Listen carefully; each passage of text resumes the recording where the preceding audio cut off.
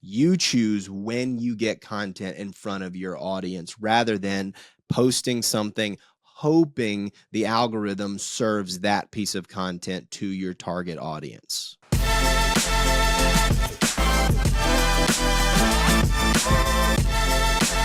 Okay, so we're going to try something new today. It's called Email Marketing Mastery. So we're going to talk all things email marketing, but specifically about newsletters. You can tell with our new service offering, that's all we're doing right now. And we are there's so much statistics out there. We just want to flood your email and your YouTube with all stats. Okay, so I'm going to start off by talking about stats, and Reed's going to give real life examples of how those fit in to real life businesses. Okay, so first we're going to talk about the effectiveness of email marketing. Okay, so email marketing is considered one of the most effective marketing channels. Email marketing continues to outperform channels such as Twitter and Facebook, generating over 40 times more customers. 40 is a big number. So 40 times more customers than other social channels. So tell us, Reed, in your experience in over 10 years of digital marketing, how is that true? And what real experiences can you give us? All right. Well, the first thing that I would think through is like, why is that, right? That's a huge difference. There's like 4 billion people on those different social media platforms. How is it even possible? And I would suggest, I would posit that this comes down to an understanding of where customers come from, how people actually buy, right? And to say that social media is not effective would be an inaccurate understanding of this data, right? And that's not what the data's saying. Exactly, right? But to say that email is more effective at getting those people to buy is true. So social media, think lead and audience acquisition, right? That's a great place to get in front of people that have never heard of you before. Email is a far superior way of keeping them familiar with you. And as an important note, you own that audience when they are on your email list. On Facebook, LinkedIn, Twitter, etc., those social media platforms own that audience. So having that longer term relationship, I read this the other day and I like this quote.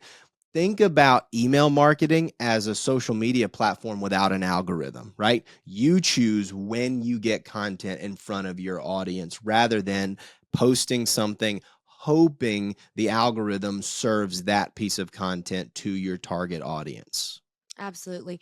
And real quick before we move on, let's touch a little bit on social media. We are digital marketers. We are huge advocates for social media posting and things like that.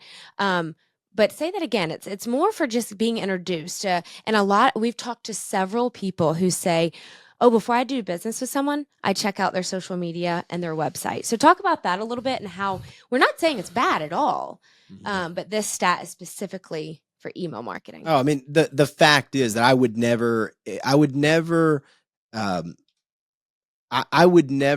have a marketing strategy that did not include social media as a major factor, I think right? you can period that and just say you're done because that is the truth, and that's what we tell people. Yeah, totally. I mean, you can't be a digital marketing professional and not have that as a major part of what you're doing. But you just want to understand its role. And I think in 2024, I see much more often way overemphasizing social media at the expense of email marketing. And that hurts a lot of businesses, especially over the long term, because you look back and you've spent 2, 3, 4, 5 years working on social media. Social media platform changes its algorithm. You've lost access to your audience. And meanwhile, your email list hasn't grown much. And that's a huge missed opportunity. Okay, so next we're going to talk about consumer preferences and behavior. So 50% of consumers make purchases after reading a marketing email at least once a month, highlighting the power of a well-crafted email. Okay, so we're going to talk about consumer preferences and behavior. So obviously the behavior is 50% of them buy. I think that's like top of mind. Obviously, we're just flooding them. However, This is, I do believe, where testing comes in as well, right? Because you got to understand your audience. We talk about this every podcast, understanding your audience, because they're not going to buy every time they open an email. And if I'm understanding correctly, you're not going to put something to buy in every single email, right? It could be go to the podcast, go here. No, some emails are going to have things for them to click and buy right there. But talk a little bit about that. Why is that such a high number? That's 50%. And this stat is from Beehive. But 50%, when they open it, they will buy. Is it top of mind? What is it? Do they feel more comfortable buying on email than social media? I also want to contextualize this bit of data as well, right? That stat says that 50% of customers buy after reading an email. Understand, that doesn't mean that 50% of your list will buy after you send them an email. But what it means is the people that buy, 50% of those did so after reading an email. So that's a really important understanding to have and expectation to have going in. Now, the reason for that, again, is because email, while not always having an opportunity to purchase, that's where you do it when you do it, right?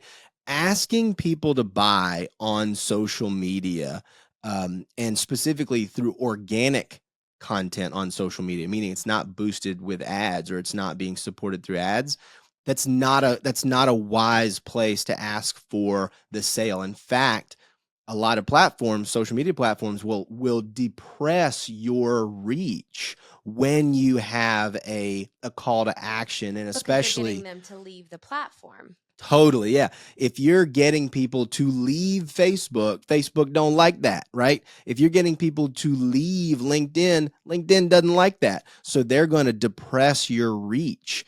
But in email, again, you own that experience between and that interaction between you and your customer. So that is the appropriate place to say, hey, we've been giving you all this valuable content for free. We haven't asked of anything for a while, but now we'd like to show you something that may be of benefit to you.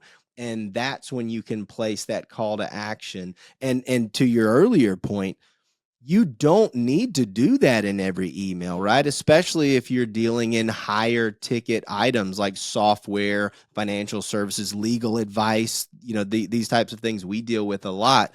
You don't want to be selling all the time. It cheapens the brand, right? So be strategic about when you actually make the ask.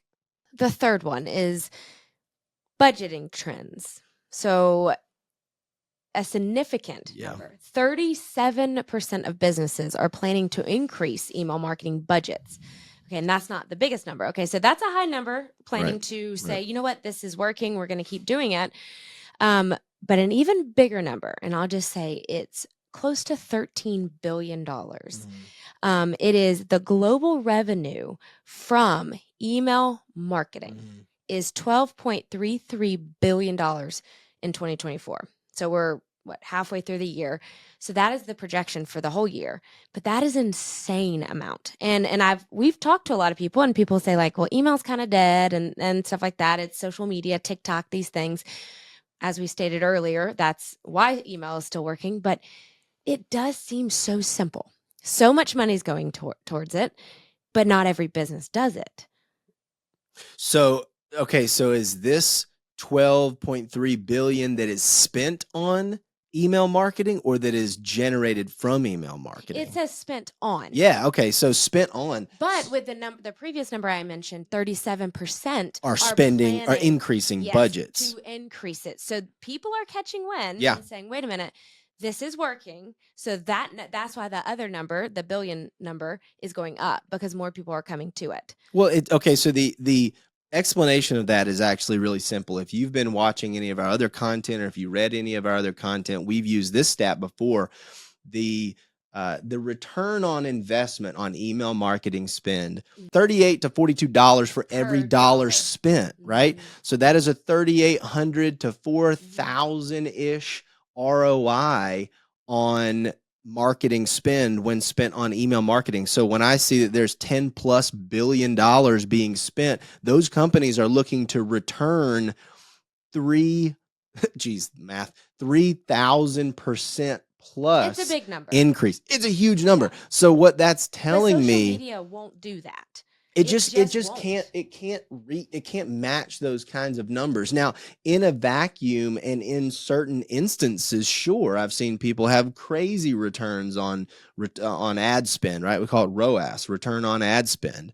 But the numbers show that on average it's not even close. So what that number, the increase, the 37% or so that are spending more on email marketing, it tells me that the tide is turning back towards email marketing as the wise place to spend marketing dollars. And this is what I've been waiting on for a long time. And what I mean is that digital marketing is still so new, relatively speaking, right? The Mhm.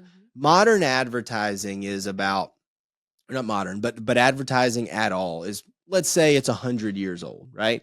The truly modern digital marketing is 15 years old since SEO really became a thing. 15 years old, maybe 20. You could make an argument that's 20 years old. So digital marketing's been around for about 20-ish% of the time that advertising itself and marketing itself has been around. So what we're going to find, in my opinion, is a normalization of the trends, right?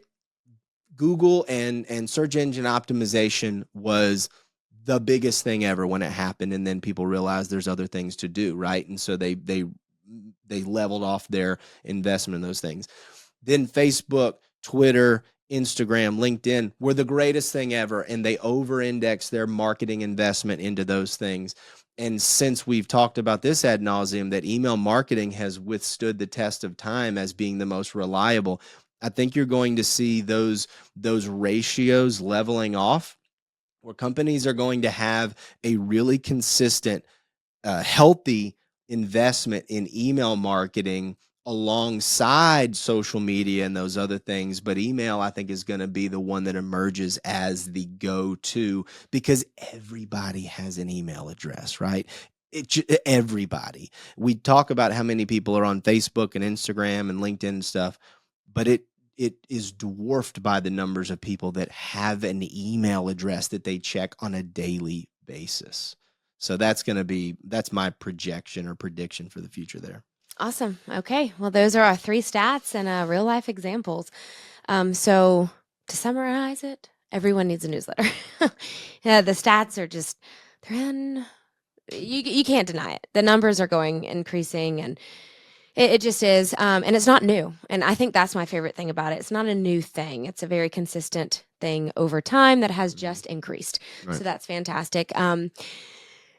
Okay. So until next time, we'll see you then.